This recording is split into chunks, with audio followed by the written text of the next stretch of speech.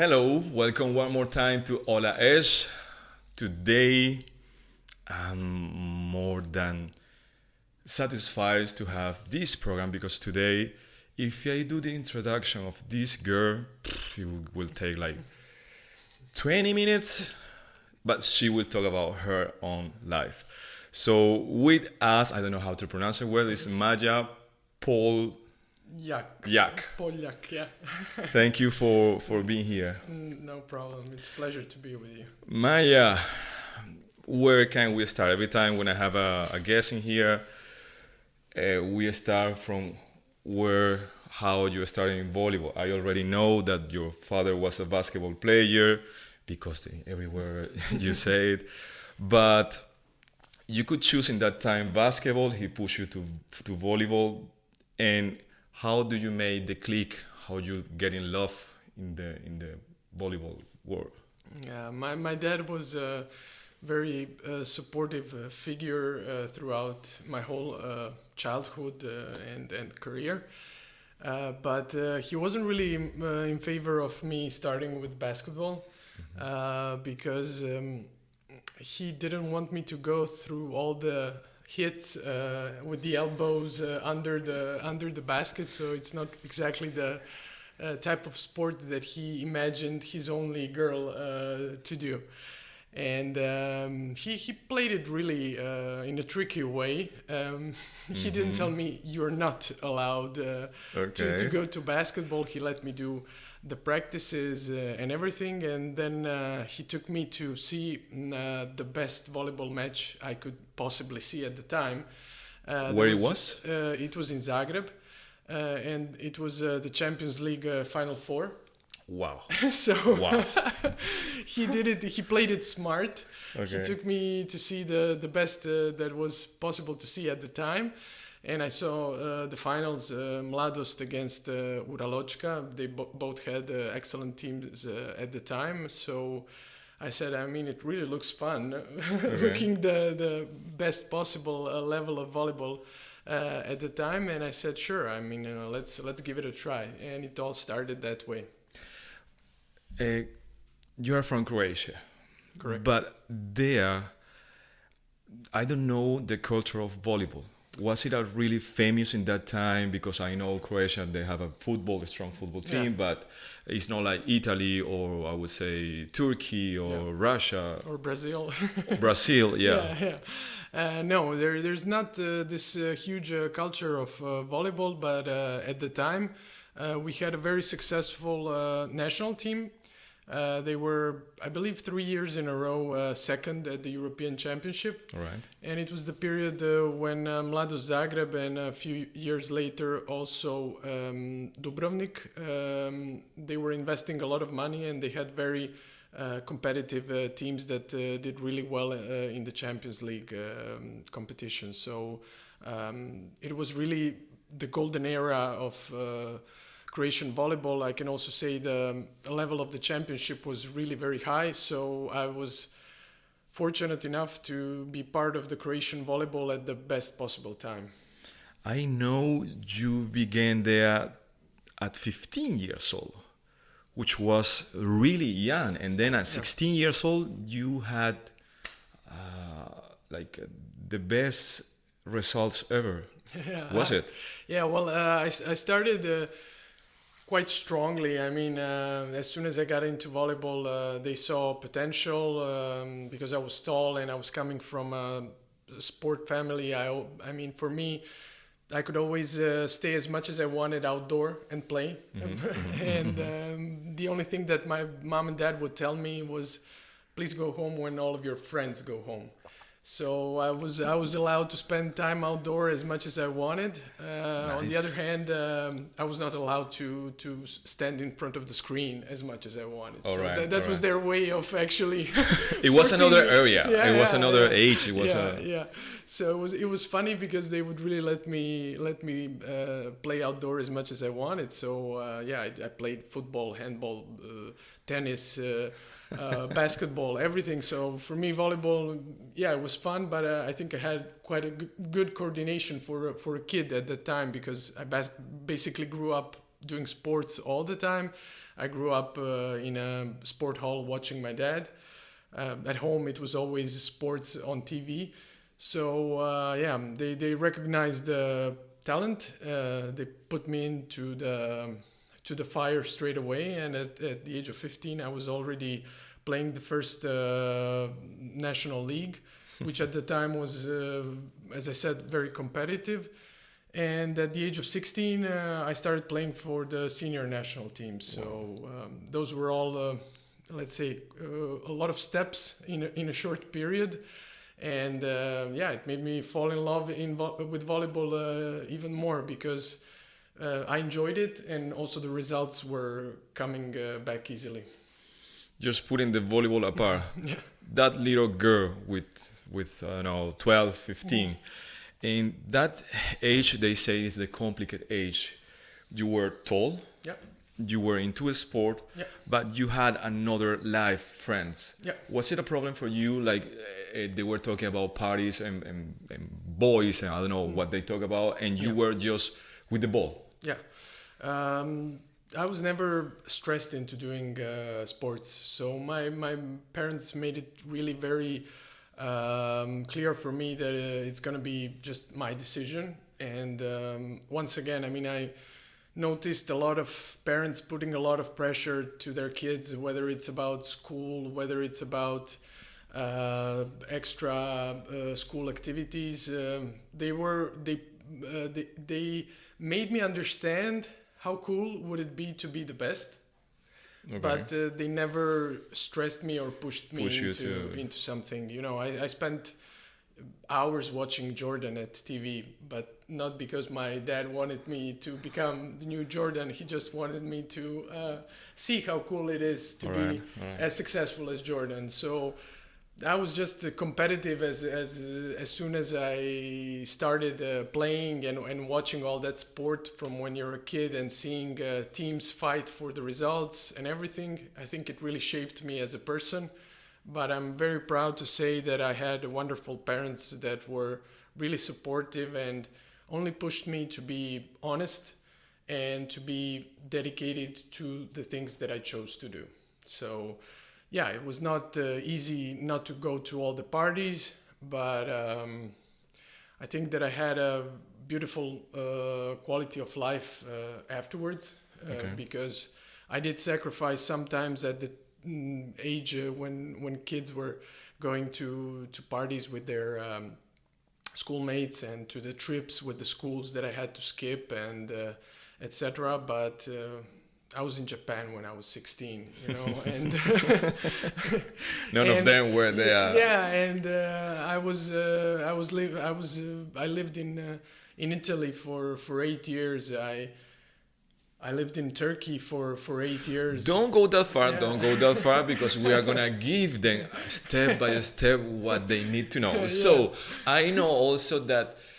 Okay, now I understand, because your parent gave you that freedom to choose, which is so important and difficult this time. Yeah. Every father, they want the best for the child, and every time they are thinking about the future. You have to play piano.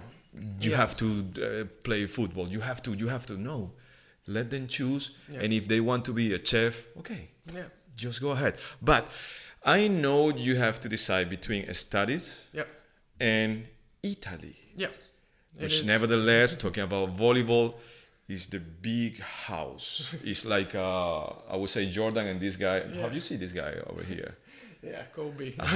It's like talking like the NBA of volleyball. So what about that time? It was clearly easy. Okay, I'm going for volleyball, or it was a hard decision for you? It was a very hard decision. It was actually the moment where my parents once again showed me that like they're never gonna push me or stress me with anything. I was young. I was 17 years old, and it was the moment where I got my first offer to go abroad. And it started in a weird way. I mean, when I was 16, I was at a international tournament. I think it was the World Championships, and some scouts from the States approached me, and they offered me the scholarship. So at the age of 16, I already had quite a good certainty of, heading into really good direction with education, with sports as well. And I was like, okay, so everything seems like working really fine. It's great. And then at the age of 17, I got an offer to go to play abroad to Italy, but as a professional. So it was a moment where I had to choose. If I accepted a professional contract, I would not have the possibility to study, to get the scholarship as an athlete, because it doesn't apply for professional athletes. And first it was an offer from a small club that was Vicenza. Then as soon as the rumors started in volleyball world, then I got an offer from Bergamo. I got an offer from Cannes, that was a French club, and at the time really extremely successful, and won I think 2 Champions League titles.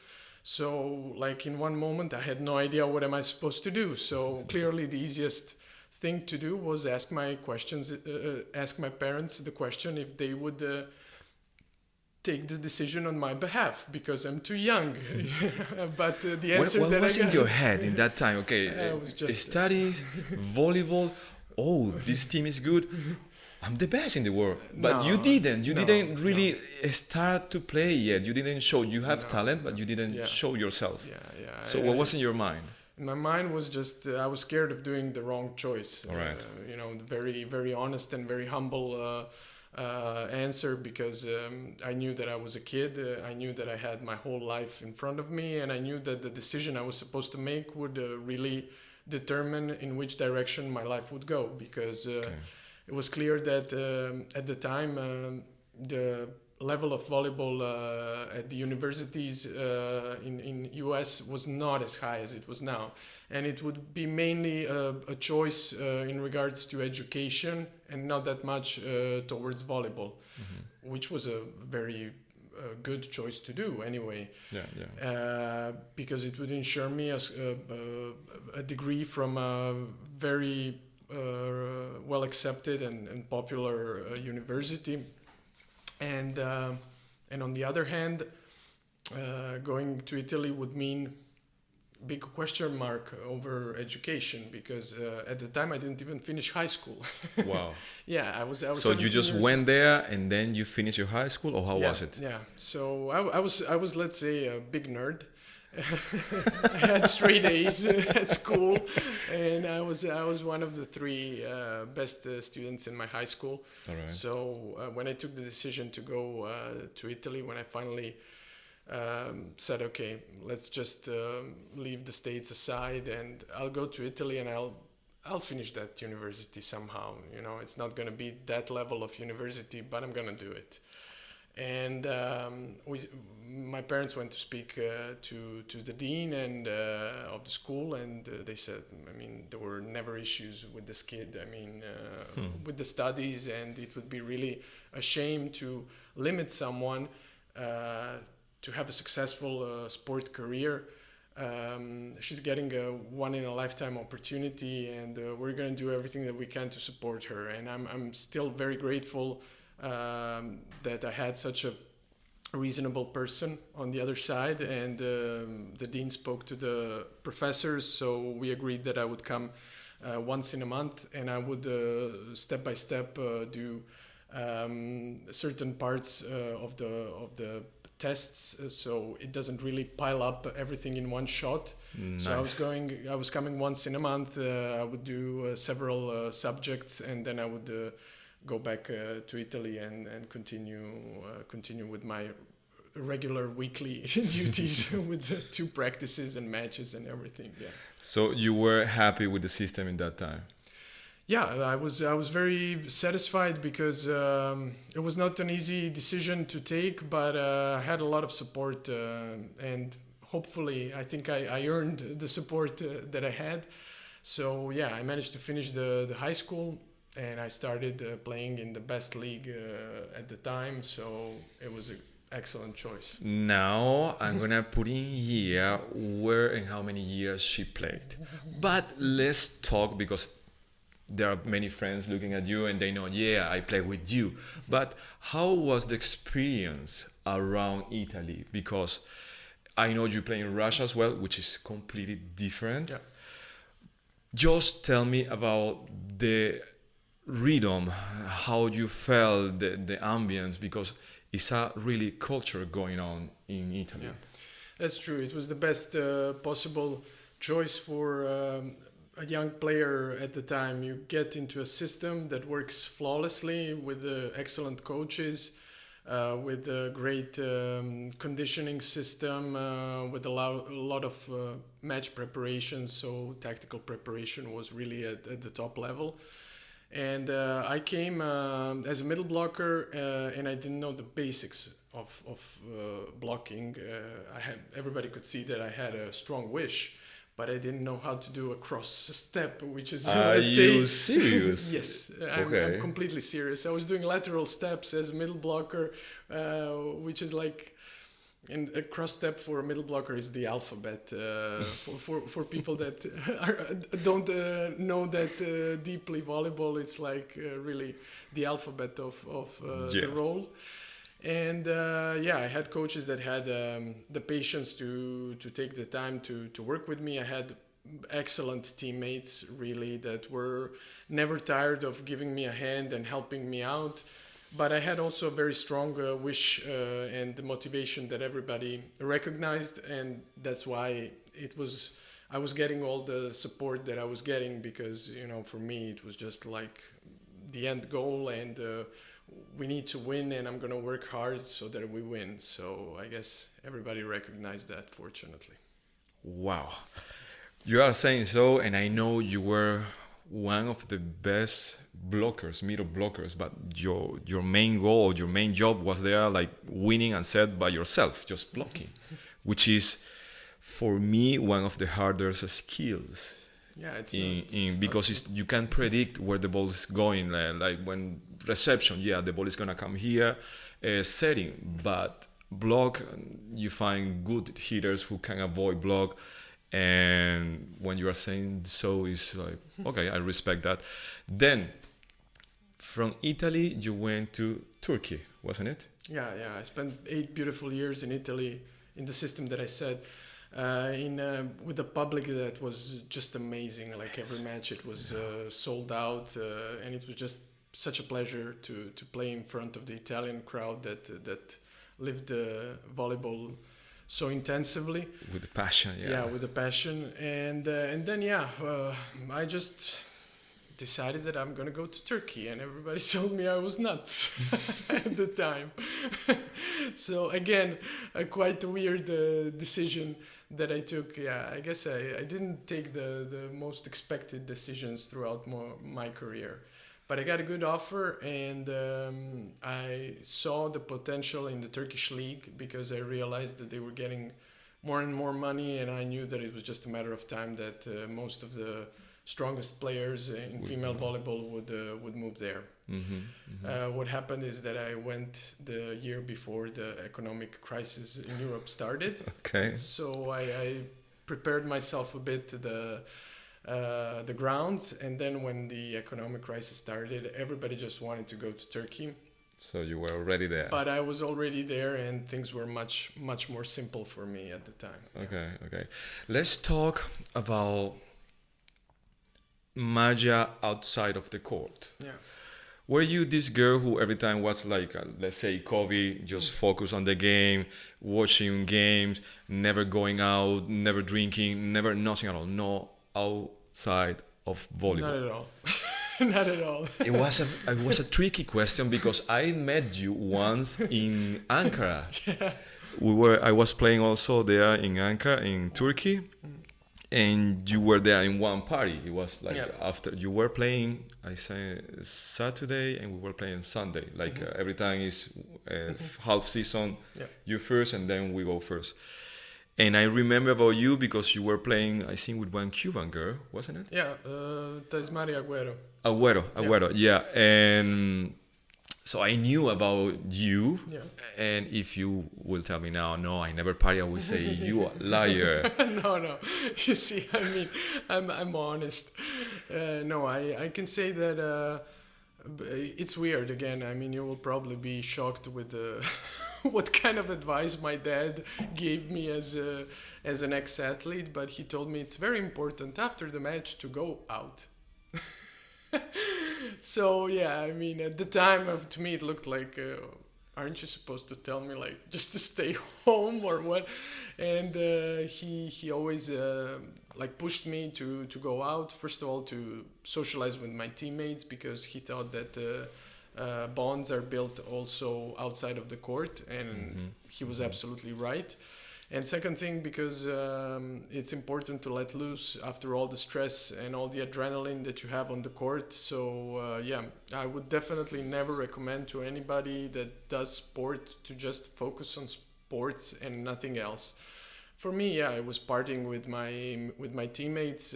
I was never partying if I had an important match, never before the match, never if I had a morning practice. But on the other hand, if I had a morning off or if it was far from the next match, I would gladly go out and have some fun with my friends. Talking again about your dad, for me this is important tip that I'm gonna remark in here. So you are who you are because he was the one giving you the right advice at the right time, wasn't it? Definitely, but please don't forget my mom. Oh. Please don't forget my mom. Parents. Yeah. Parents. Yeah, no, I have a very, very strong bond with my parents, and I consider them really the reason for all the success that I had. They were extremely supportive. They did a lot of sacrifices in order to help me achieve my dreams. And yeah, I just adore them. Wow, that's beautiful. That's beautiful when you talk about parents, and it's important for all of you, if you are parents, how important should be the right advice.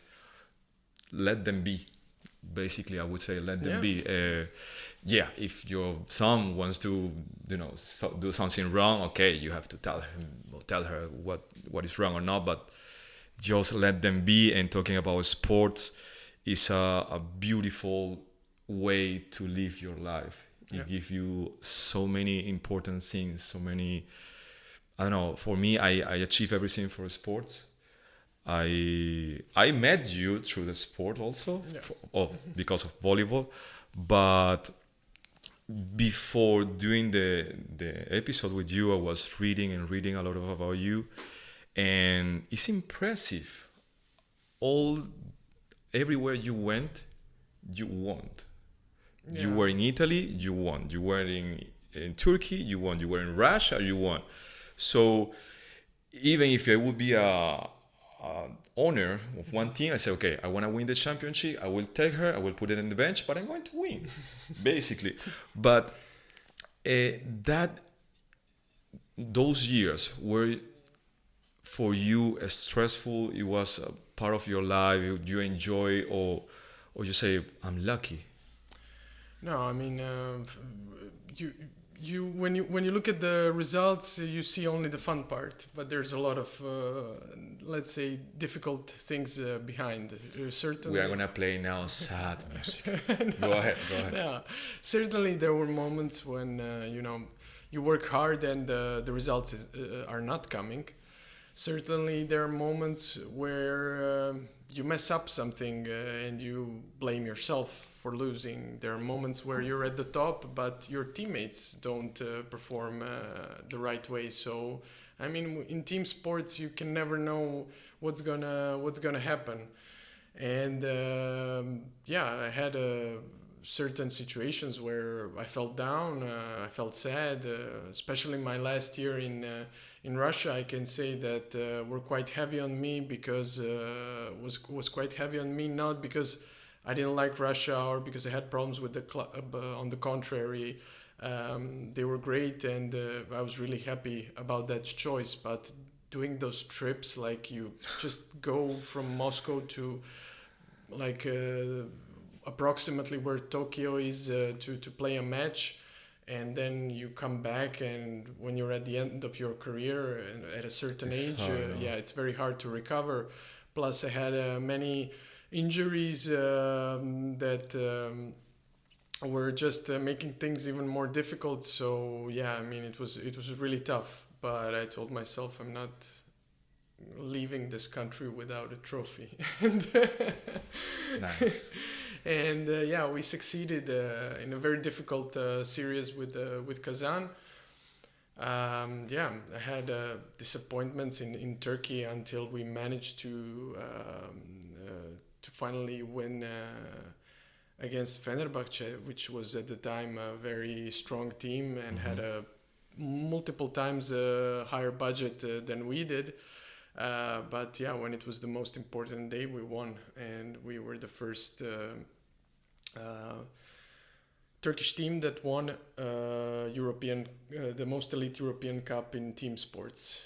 So we broke the ice for Turkey, let's say. Afterwards, Nice. clearly, many other trophies arrived, but we made the history, and it's cool to say, yeah, we made the history. But I was frustrated for 2 years in a row in Turkey because we couldn't win against Fenerbahce in national championship, and we kept losing against them every match and in the national cup. And then, let's say that when it was most important, we managed to win against them and bring home the most important victory. Yeah, so yeah, there's always ups and downs. I mean, just like in life, you can never have a perfectly smooth path, whether you're talking about sports, different type of career, life. It's always a roller coaster. Was that opportunity when you were close to make the Olympic Games in Yeah, Sydney was? yeah. But you didn't make it. Was a hard time for you? Because Yeah. I read, Yeah. you have, but how you were through the process? You say, okay, now I'm going to basketball. Yeah, no, I mean, I started being part of the national team when I was 16, so, and I started playing at the time in the starting six, so clearly not making to the roster of the national team that's competing for the Olympics was a big disappointment for me. But yeah, I thought, it was a one in a lifetime situation, didn't go through. But it pushed me to take a decision that I took that year, and I decided to go to Italy to search for new motivation, new challenges, and I would have never had the courage to take that type of decision if I didn't go through this big disappointment that I did, because if I just made it to the Olympics at the age of 17, I would probably say, okay, What else? reach the goal, like, it doesn't matter. And everything else doesn't matter. So I just thought, okay, first was like, oh my god, the end of the world, what kind of a lost occasion, but yeah, I just put my things together, like my brains and my emotions and everything, and I told myself, hey, tomorrow is a new day. I mean, this is just a battle that I lost, but there's another war to win. So started working again, found new motivation, and yeah, it went well in the end. Wow, that sounds good. Sounds easy. You make it looks easy. Maja, I remember that Maja 12 years ago. Wow, we are getting old. Yeah, don't say that, and please. you were pretty fit. When I say fit, you have no idea. I'm gonna put some pictures now. This girl was incredible fit, muscles everywhere. It was a gift also, or you worked for it? I mean, saying you ate healthy, you were drinking just water every day, you were doing your routine, or you are this person that you eat whatever you want and every time you are there. A bit of both, I have to say. My dad looked like someone built him, when he played basketball. Yeah, he looked like a monument. I don't know. I mean, when I saw his photos when he was playing, I was like you can see like all of the anatomy on your body, and he was like, yeah, but it comes with time, honey. Just don't go hard on yourself. Because when I started, I mean, I should show you photos when I started playing. I looked like a little ball. You know, I was like, this was this chubby face, you know, like a lot of mass on the shoulders and legs, but there was no definition, and it was just as he said, you know, it just takes time. The body remembers if you get used to it, but you can't get to certain results overnight. So yes, on one hand I think I had good genetics. On the other hand, I worked a lot. I worked really heavy.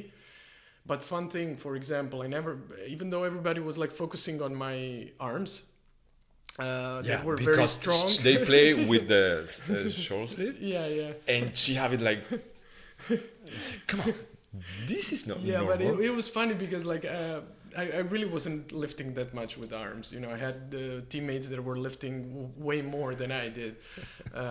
But I was doing a lot of exercises for legs, and especially to be explosive. Okay. A lot of hang cleans and this kind of explosive movements. So I think that's why I was moving that quick on the court, and I was always able to, even though I was so tall, make those lateral movements quite explosively. For the coordination of the lower body. Mm-hmm. Yeah, so let's say that my arms didn't really reflect the actual strength that was in it. It's just a gift from my dad, probably. All right. And were your teammates, every time they were jealous about you, or they went just crazy about it? Yeah, they were. I have to say they were, because I mean, they would see me work out. I mean, I really didn't have the power to lift that much as they did. You know, I had teammates that were lifting, I don't know, 24 kilos in each arm. And they were coming to you. Come on, tell me the secret. Yeah. And I was just like, I don't know, working out with 16, 18. You know, which is not that bad, but still very far from the results they were doing. But yeah, I mean, they were jealous because I would, you know, eat a block of chocolate and still really? Not have problems with fat that some of them used to have. I worked a lot. I generally ate healthy, but I have to be very honest, I ate a lot of sweets. Yeah. I did. I mean, I'm telling you. Can we delete that? Just. And I still do. I mean, like. Chocolate ice cream. Okay. You can ask my colleagues at work. I mean, there's always someone coming to our office because I always have some secret stash of chocolate. You know. So. I wasn't expecting that. No. I know you have made a lot of, as I said before, successful career, trophies, but winning the most spectacular volleyball player in the 2015. How was it? Were you expecting that in that time, or you were just it wasn't expected? So what it meant for you getting that trophy, that position that, you know, is in the world? Yeah. And you got it. I have to tell you, like, every time that I was doing, let's say, I was getting a individual trophy at some event, for example. It was based on the statistics, you know. So, right. You know, I would get it and I would be happy that I earned it. Because you were blocking or you were attacking. I had concrete numbers that would back up the trophy. Yeah, you know. And when I got this prize in particular, I had no idea why they chose me and what was it based on and what was the criteria for getting that. It looks but it looks for me because I watched the video and you were dressing like. How is the name again of the girl I said before, the actress? The actress, Sandra Bullock. She was looking like Sandra Bullock, so fancy. But even there, you were like nervous. Like, why? You want to know the truth? Because I was scared that I would fall down in high heels. Come on, like it was like the biggest joke among my friends and among my family. I was like, my goal for this evening is just that I don't fall down in high heels. You know, like it was the girl. It was that girl saying, you know, this is Maja, blah blah, and she did that question like, When did you start it? And you say, at 12. You say, no more. Yeah, I know. It was really. Also, it was not really the type of event that I was feeling at home. You know, I was feeling at home on the court with my teammates, and this was the first time that I was at a gala, invited, all dressed up for this occasion, with people that I barely knew. I mean, some of them I saw sometimes. Clearly, I was sitting with the other athletes that got the prizes, so I knew them. But for the rest, I felt a little bit, you know, like, what are these people? You know, and now I actually work with those people. All right. Yeah. What a big change, no? Yeah, it was a big change. What about your parents? Were they happy when you received that spectacular player of the world? Yeah, of course. I mean, my parents were always extremely supportive, and I remember my grandma was like, she was the proudest one of ever. Wow. Yeah. Wow. She was just. She's not with us anymore, unfortunately. But yeah, that was the last prize that she saw me winning. So it was really, you know, I'm happy that I managed to make her proud once again. She always followed very closely, as all of my grandparents did. But yeah, that prize kind of connects me with the fact that it was the last prize that she ever saw me getting. Beautiful. Let's play some fun now. So we know that after you finish your career, you began working in the federation, in the CIF, in the European Federation. You are one of the coordinators in events. Yep. Yeah. Were you needing all this routine from volleyball when you started to go to the office? Because you put your sports shoes in one side, learning new things because it's not the same. But even though was that energy on you to say, okay, I need to do my workout, I need to do this. How was this process between ending your career and starting in, for me, one of the best, I would say the best because it's volleyball, company in Europe? Yeah.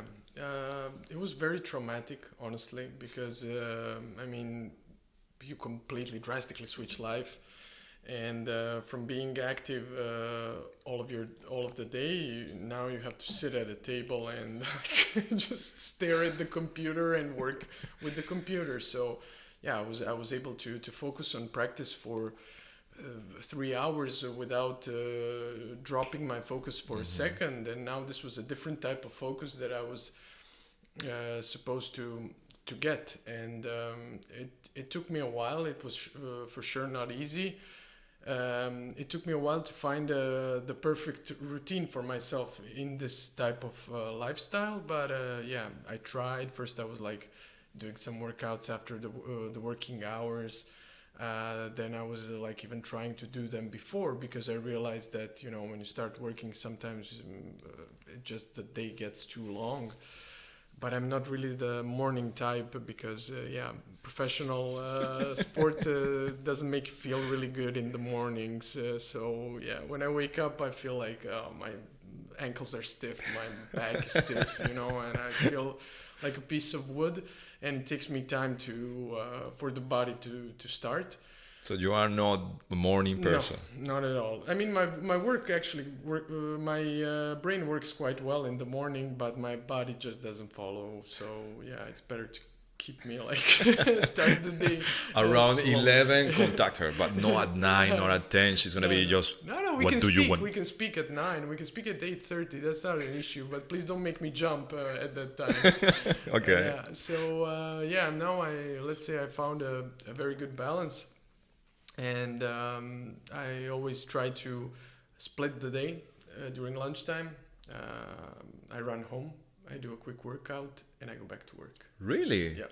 Every single day? Not every single day. I do it 4 times a week. But the days that I don't work out, I go for walks after work. So still some kind of physical activity. But I try to move my body every single day somehow. Wow, nice. Talking also about your job. You are running events. When you see the future now, the volleyball players, are you sometimes feeling like, okay, she should do that when the game finish, I'm gonna tell her what she have to do, or it's just one part of your life and you just enjoy and you see volleyball like one spectator, not like a really in detail? Tell me the truth, please. Okay, I will tell you the truth. I'm not able to watch volleyball the way I used to watch it before, because Okay. I keep looking how the floor stickers are set on the court, what kind of LED system they're using around the All court, right, what all kind of light system they use, and I'm just so much focusing on what I do right now that like it really takes a lot of effort for me to watch the game and to think about tactics and the players' performance.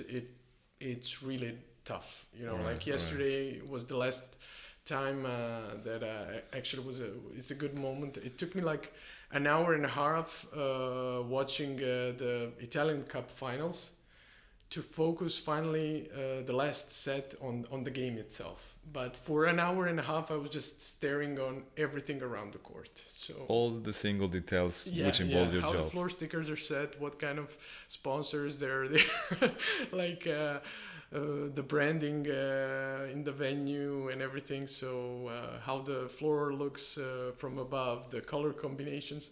I mean, yeah. Is it easier now, or I know it's sad, but it's easier now that there is no fans around, so you could be more focused, or when there are the crowd? Oh no, I don't look at them at all. I mean, it's crazy. There's just this obsession with these work-related details. It's ridiculous. Like sometimes people were even telling me about a specific action that happened on the court, or of a specific reaction from the public, and I didn't even notice it because I was just like focusing on what's happening. That's related to work. So And is it happening now? Like for example, you are just focused in your job, like the sticker and whatever, and some fans coming, please, I remember you. Can you give me a picture? Did it happen? yeah, it did. A lot. During Euro Volley, yeah, I would say I was in 2 countries where there's a strong volleyball culture. So, yeah, for example, I can tell you honestly, in France, no one had the slightest clue of who I was. But when I was in Poland, which is a very volleyball-oriented country, I had a lot of people stopping me, and I had to tell them I'll stop by later. Sorry, work, and then I would come in some moment that I could dedicate. For Which them. is difficult, no? Because they will think, no, now she's a superstar. She doesn't want to take a picture. No, I mean, I always try to. I mean, in the end, it's not like there's thousands of people having that request so that I forget them. I mean, it's just that, you know, it's 2-3 enthusiasts, so it's nothing major. And in Turkey, of course, when I was there for the Eurovolley women for the final phase, I spent 8 years, so clearly there was quite a lot of people that remembered me there as well. So Maja, another part of your life. Let's go to the part of the fans, because you were playing in Italy for many years, in Turkey for many years, and then people get used to see you every time you are there in the newspaper holding the trophy. Was it a dream for you, like I would like to achieve this, or it just came with the work you put on it? No, it was it was a dream ever since I was a kid. I can tell you very honestly, I was jogging to let's say prepare myself for the upcoming season. So it was just an extra work that I was doing on my own. And when I was feeling down and tired, I would just tell myself, just run it, like you have to finish now this path really quick, because the quicker you finish it, you see you're gonna win the Champions League. You know, like it sounds really ridiculous. It's not like jogging or running quickly will even help the volleyball performance, but it was a good way to train your mind to push yourself and to always find the proper motivation. So yeah, I never got tired of winning trophies. And if you see the first trophies that I won or the last trophies that I won, you can see the exactly same enthusiasm of that kid at the age of 18 when I raised my first European, 17 I was when I raised my first European trophy. I mean, the enthusiasm and the happiness is exactly the same from that time or at the age of 34 when I was finishing my career in Russia. 3 names of coach. Your best coach, like this and this and this. Giovanni Guidetti, number one. He was really an amazing coach. I had him on different occasions. I had him in Italy when I was a kid, and he was also a kid. We were at the very beginnings. We were the first team that he ever coached as a head coach. Second, I would say Marco Fenoglio. He was a fantastic motivator, and he taught us really to fight and to have fun each practice. It was really an excellent coach and helped us a lot to build the team spirit. And third one, I would say Lorenzo Micheli, another Italian coach that I really learned a lot from and helped me in certain elements of the game to improve it even a little bit more.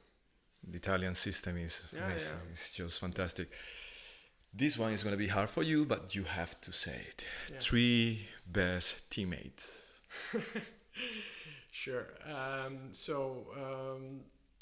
Francesca Piccinini, I'm great friends with her. Yeah. Francesca, yeah, I know many people. You're not the only one that likes her, yeah. No, but I prefer this actress. And she's really an amazing. She's still playing. She's still at the core. Yeah, she is. I judge her every day, just so you know. But I tell her that she's not normal because at that age, I don't know how she handles it. But as long as she feels fine, I mean, it's great that nothing hurts her. That's fantastic. So yeah. really, a lot of respect. Then I would say. Can I go with 4 at least? You're really putting me. I knew it. You're Okay, really putting me in a lot of problems. Let's go for the 4. Yeah. Then I had a great time with Neslihan and Jelena Nikolic. We played together in Vakifbank, and there we created really a great spirit. And afterwards, I played all of my career in Eczacıbaşı also with Nesli. So yeah, she's also a great teammate. And then I would have to say Jordan Larsson. We played only for 2 years, but in Eczacıbaşı, but we have really a great bond, and we're still in contact.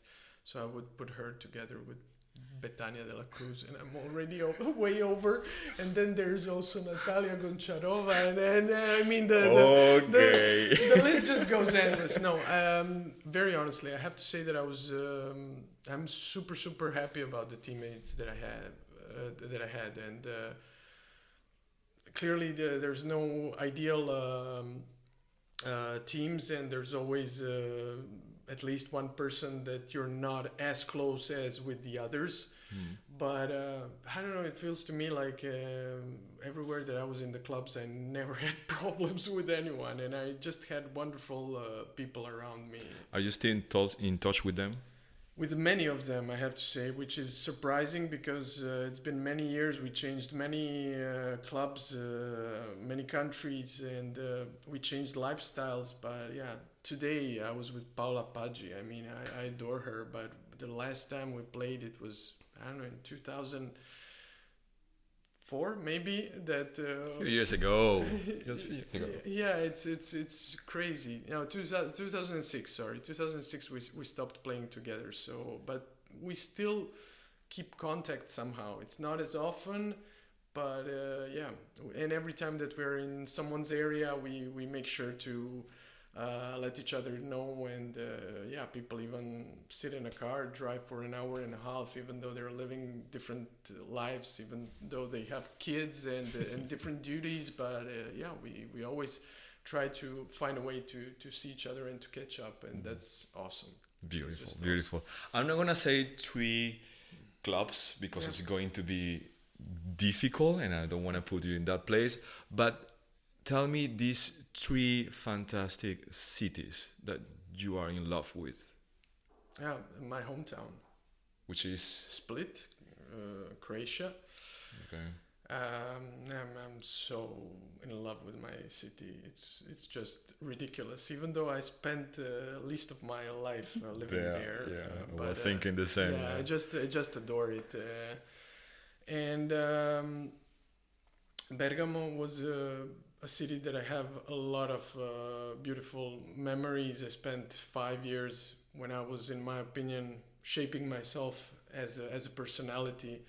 And becoming the player that I am, that I was, let's say, most of my career, and then I would say Istanbul. Venezuela, always. Venezuela. You have to say Venezuela. I'm sorry, but I've never been there. Yeah, I know. It's South America. And I would have to say Istanbul because there was a very weird relationship between me and Istanbul, kind of love and hate. Oh. I adored many of the things that Istanbul was offering, but I was just hating the traffic and the fact that you could never have peace and a moment of silence because it was just so noisy and loud and always. You were dreaming about quiet place, and now you are in Luxembourg. Yeah. There is nothing else like Luxembourg because it's so quiet comparing to. Yeah. Definitely. But it was an amazing city, and I just loved the time that I spent there, and it just got so much to offer. So it's wonderful. Maja, before we finish, is anything that you want to share with us that we haven't talked? I'm feeling, or my new project, or. Well, not really. There's always something interesting at work. Clearly, I don't think that the audience maybe finds it as interesting as I do. So I wouldn't like to bother the other with that. But yeah, maybe the fun thing is that in this pandemic period, which I'm sure that everybody is getting heavy and difficult. I tried to focus on some other things. So I did some studies for myself, did a course to improve my professional knowledge. I did a lot of cooking, I have to say. I improved my cooking skills. Cooking? Tell me about that. Yeah. I mean, it was funny because my mom is an excellent cook, and it's not just my subjective opinion, but everybody that tries her cuisine feels the same enthusiasm as I do. And I mean, we've been like on video calls for ages, and she was like guiding me through her recipes. So I did some things that I would never expect for myself to do. I even took a barbecue. Why are you especially at like Italian style or? No, not really. I mean, I like Italian cuisine, but I don't know, the culture from my home, it was always like some type of meat or fish combined with vegetables. As I told you, I mean, I always ate healthy because my mom and dad just ate that way, so it was just a coincidence. And then I would always spice it up with something sweet, clearly. So yeah, I was just doing some, let's say, if someone told me a year ago that I would be cooking goulash and inviting my friends over and that we would kill 2 kilos of meat, I would think like, that's never gonna happen. It's never gonna happen. And I actually did that. I did even a barbecue 2 or 3 weeks ago when there was that beautiful weekend with the good weather. So I was barbecuing. Also, like if someone told me that I would be doing the barbecue, I would say no. But yeah, I mean, we just try to find some other ways to fill up this void that we're all feeling clearly with the pandemic, and focus on something positive, and a lot of time in the nature. It has been like 5 months that I've been behind this girl. asking for 1 hour, please 1 hour, please 1 hour. And today I have to say that it was the best to wait for you because knowing you as a normal person, I was expecting here is the biggest star, you know, I play like that. But no, you are such a cool person, friendly. I think you are this good example for upcoming athletes who could know that don't win a trophy every time, do your best, but also think about the influence of your parents, which is so important. You say many great things that is just shock me down. It's beautiful what you said.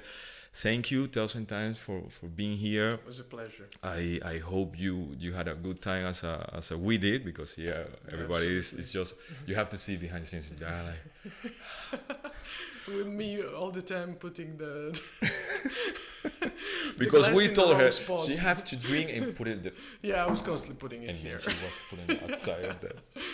No, but Maja, thank you 1,000 times for being here, and hopefully I would like to see you one more time, but we will have to do it in a kitchen. What do you think? Yeah. Oh my god, I'm a horrible multitasker if it's about cooking. So like, Okay. I can cook and that's it. I will not talk. So if you guys decide and you comment, we want that episode, we are gonna make it. Okay.